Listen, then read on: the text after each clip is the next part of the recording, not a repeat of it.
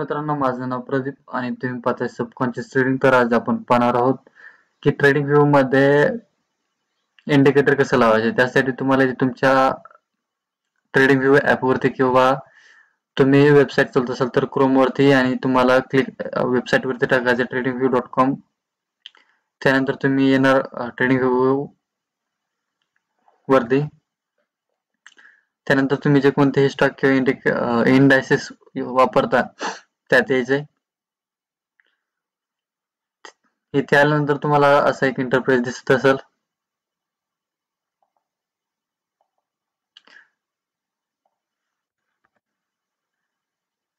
तर तुम्हाला इथे जायचं इंडिकेटर वरती आणि तुम्ही जो कोणताही इंडिकेटर वापरतात तो इथं सर्च करायचा आहे.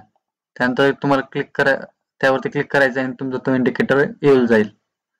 तर असेच व्हिडिओ पाहण्यासाठी तुम्ही आमच्या चॅनलला सबस्क्राईब करूया.